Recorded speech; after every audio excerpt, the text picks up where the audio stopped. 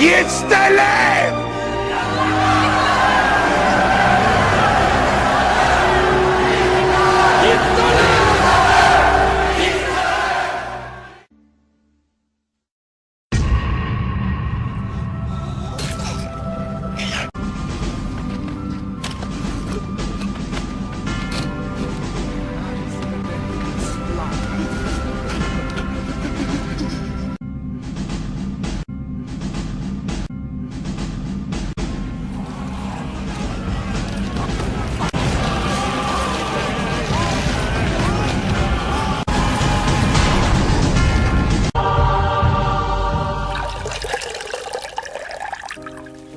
It was also common practice for the victims to be offered something to quench their thirst or dull the pain.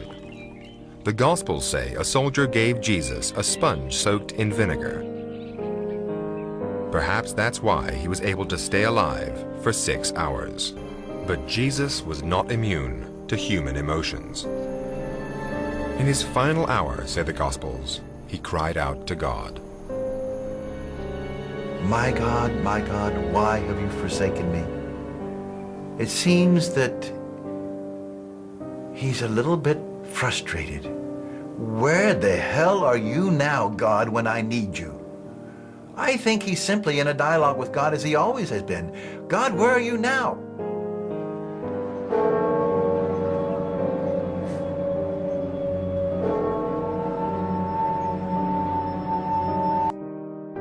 Biblical scripture is very clear, he did not die. I mean, it's clearly written in the New Testament, if you follow it carefully from the Gospel of Matthew and other Gospels, he survived that cross. As a former Christian, I believe that God had put his son on the cross.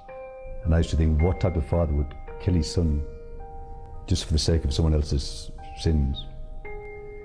You know, he was taken down from the cross after only 3 hours on the cross. Normally, from when you research on crucifixion, a very fit young man like Jesus was at the time, I think he was stay on the cross for a number of days. But because that day was the Sabbath day, he had to be taken down the cross before the sunset. Medically speaking, he wouldn't have died on the cross in 3 to 4 hours, because in the olden days they used to put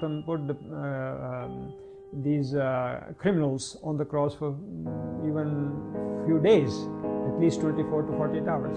Secondly, they used to break their bones. You know, the 2 robbers on his side, their bones were broken, but Jesus Christ's bones were not broken.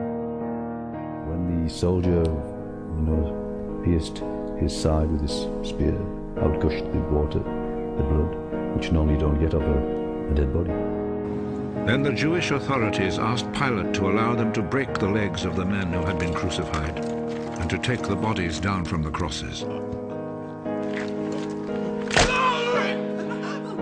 They requested this because it was Friday, and they did not want the bodies to stay on the crosses on the Sabbath, since the coming Sabbath was especially holy. So the soldiers went and broke the legs of the first man, and then of the other man who had been crucified with Jesus.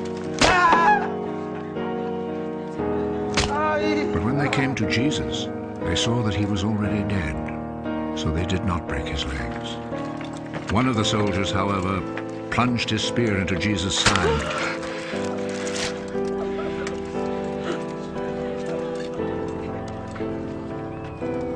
At once, blood and water poured out.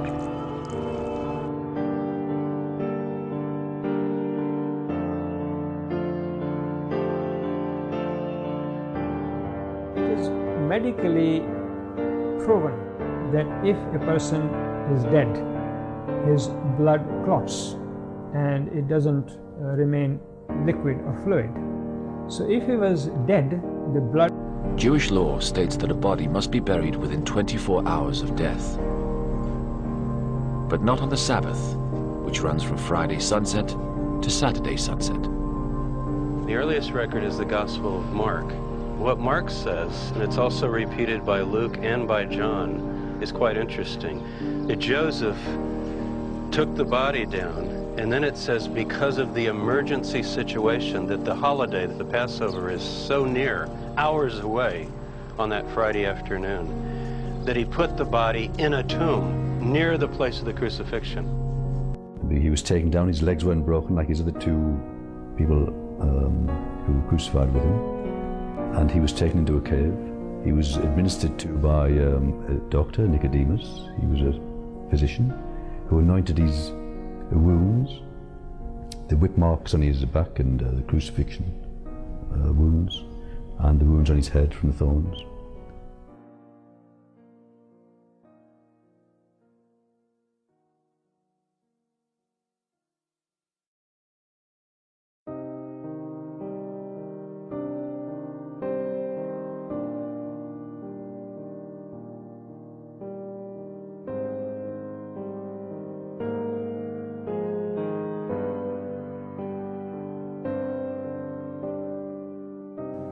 There should be no room in a rational world for the apparition stories reported in the Gospels.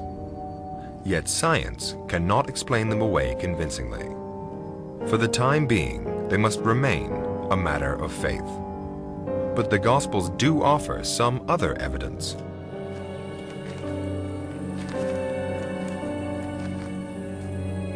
They say that some women came to visit the tomb 3 days after his death.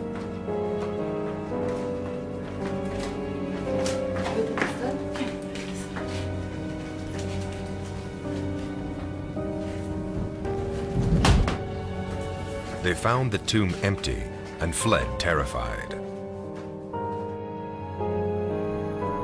Since then, people have tried to find a rational explanation for the empty tomb. Like a lot of people, I was raised Christian. But by the time I was only 6 years old, I'd already begun to grow cynical. I remember being in Sister Mary Majola's first grade classroom being taught things about Jesus that I just couldn't accept as being true. And ever since then, I've spent my whole life seeking the truth. Who was Jesus, and what was he really teaching?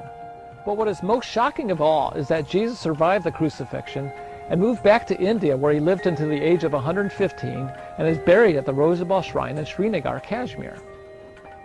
Now, I know this is hard to believe for a lot of people, but belief systems are psychic penitentiaries for our minds. And if we're going to evolve as a species, we need to move beyond belief.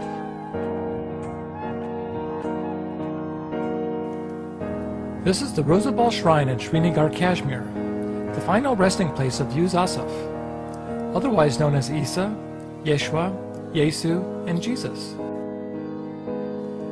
We'll cover much of the significant evidence suggesting that this is, in fact, the real tomb of Jesus later in this film. But just to give you a tantalizing glimpse of things to come, take a look at these footprints that were also discovered at the Rosabal Shrine.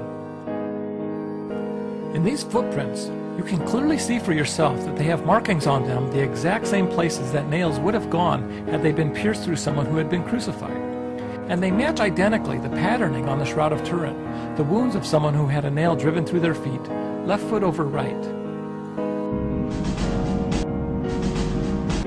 Some claim that if Jesus did survive the crucifixion, his first priority would be to escape from the clutches of the Romans.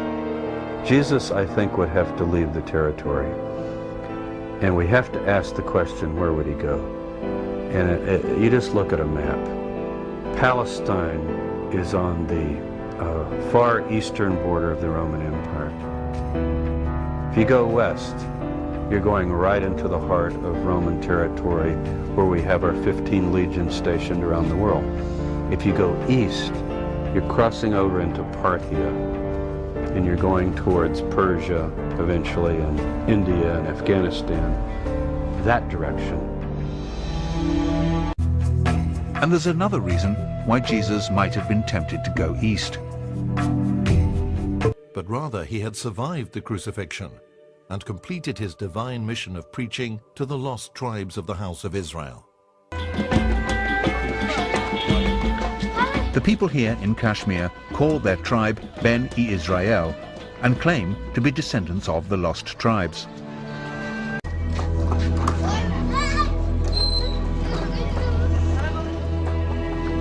And this, they say, is Yus Asaf's tomb.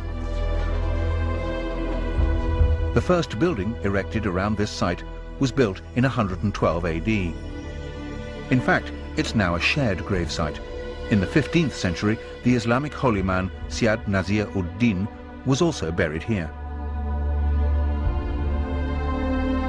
Although both gravestones under the cloth point north-south in the Islamic tradition, the body of Yusuf is buried beneath in a grave dug east-west in the Jewish tradition.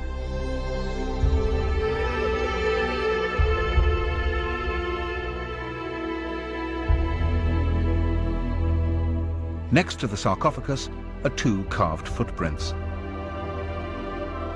The marks on these are said to be the symbolic representations of the scars of crucifixion. The footprints were carved as a sign. The scars are clearly visible, received when he was nailed to the cross. They show that this is the same person who came from Israel and that he lived and died here. You won't find any footprints like these anywhere else in Kashmir. We don't have that tradition. The position of the scars, just behind the toes, do not match each other, but they would align if a single nail was driven through both feet with the left foot placed over the right.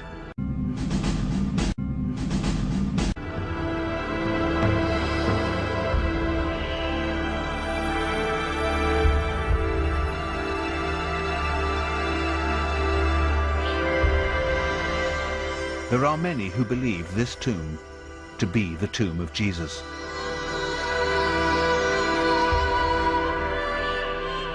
If this is the tomb of Jesus, then he spent most of his life in the mountain kingdom of Kashmir.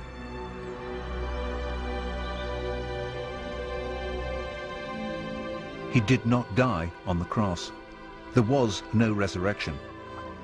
He did not ascend into heaven, and he does not sit at the right hand of God. For many Christians, this would be the end of Christianity as we know it. As you begin to sift through the information in this presentation and do your own research, ask yourself which version of events makes more sense. The orthodox view presented in the Bible, or the alternative explanation of events provided here. One thing is very clear. A very famous holy man was buried in this shrine 1900 years ago. A man so highly regarded that kings honored him, and that the shrine built for him survived to this day. You be the judge. Examine all of the evidence and the case presented here to you and ask yourself, could this be true?